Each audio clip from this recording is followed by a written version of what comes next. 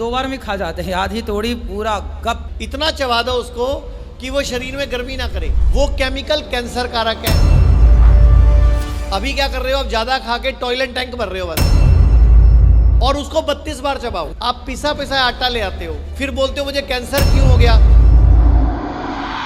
आपका बहुत बहुत स्वागत डॉक्टर साहब इस पावन सी सत्संग की बेला में।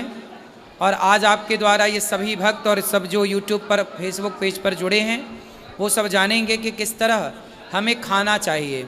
अच्छा, लोग कहते हैं कि आजकल जो ओरिजिनल गेहूं है, गेहूं की जो आटा है, आटा की उम्र तो 15-20 दिन होती है, और आजकल जो बोरी पैक बंद आटा आता है ये तो 4-4 महीने 6-6 महीने पुराना लोग आटा खाते हैं। तो ये आटा फायदा करता है या नुकसान करता है? बाजार का आटा बहुत भयंकर नुकसान करता है। आप लोगों को याद होगा जो भी 40 साल से ज़्यादा के हैं कि पहले टाइम पे जब हम गेहूं लाते थे घर पे तो हम ड्रम में भर देते थे, उसको ड्रम में भर देते थे, पुराना करते थे उसको, और जो पिछले साल वाला गेहूं है उसको निकालते थे। याद है आप सबको कि गेहूं को भी ताज़ा नहीं खाते थे। आयुर्वेद में लिखा है नव अन्न ग्रहण नहीं करना, नव अन्न ग्रहण नहीं करना, बॉडी को सूट नहीं करता।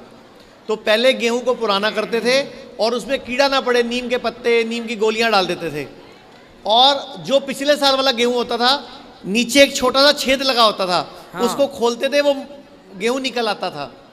और 1 हफ्ते का गेहूं निकालते थे वो, अंदाजे से 1 हफ्ते का, परिवार में जितने लोग हैं। गांव की भाषा में उसको कुठिया कहते थे। हाँ, और 2 घंटे उसको भिगो के रखते थे पहले, फिर उसको सुखाते थे, फिर 1 हफ्ते का आटा पिसवाते थे।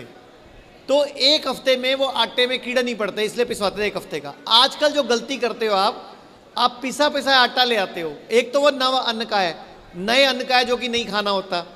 दूसरा जो आटा है उसमें केमिकल डाला जाता है ताकि उसमें कीड़ा ना पड़ जाए। वो केमिकल कैंसर कारक है।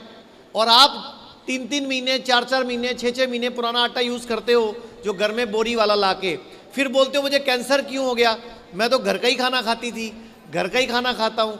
तो गलती ये हो रही है कि हमें अभी भी वक्त है, सब लोग एक छोटी आटा चक्की खरीद लो। कोई ज़्यादा महंगी नहीं आती, 5-8 हज़ार की आ जाती है। आपका कैंसर बच जाएगा, आपका लीवर फेल बच जाएगा, किडनी फेल बच जाएगा।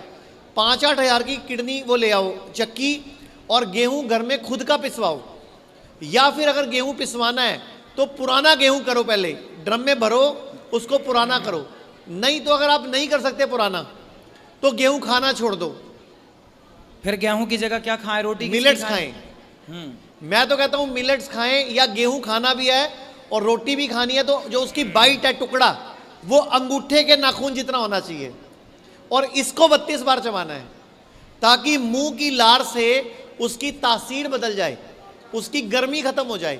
इतना चबा दो उसको कि वो शरीर में गर्मी ना करे, लीवर पे लोड ना डाले। एक तो फायदा क्या होगा, आप 6-6 रोटियां नहीं खाओगे, 8-8 रोटियां नहीं खाओगे, आधी रोटी में पेट भर जाएगा। अभी क्या कर रहे हो आप, ज्यादा खा के टॉयलेट टैंक भर रहे हो, बस गटर भर रहे हो, गटर बस खाए जा रहे हो, गटर में जाए जा रहा है, जबकि कम खाओगे। अब आप लोग बोलते हो ग्रही में खाना कैसे आएगा, अगर हम रोटी की बाइट छोटी खाएंगे सब्जी नहीं आएगी। तो सब्जी भरने के लिए वो ग्रही थोड़ी है, उसके लिए चम्मच है ना। आप छोटा टुकड़ा काटो, सब्जी में डालो, चम्मच से खा लो उसको, और उसको 32 बार चबाओ। लोग तो एक रोटी 4 बार में 2 बार में खा जाते हैं, आधी तोड़ी पूरा गप। तो किसी को बवासीर हो रहा है, किसी को आंतों में जख्म है, किसी को पथरी बन रही है, किसी को रसौली बन रही है, किसी को सिर दर्द हो रहा है, सब बीमारियां इसीलिए हैं। भारत में हमारे 120 से अधिक हॉस्पिटल, क्लिनिक और डी केयर सेंटर्स मौजूद हैं, जहां 900 से भी अधिक आयुर्वेदिक डॉक्टर्स और विशेषज्ञ आयुर्वेद, नेचुरोपैथी, पंचकर्म और डाइट थेरेपी जैसे प्राकृतिक तरीकों के माध्यम से कैंसर, किडनी, लिवर, हार्ट और अन्य गंभीर बीमारियों को रिवर्स करना सिखाते हैं।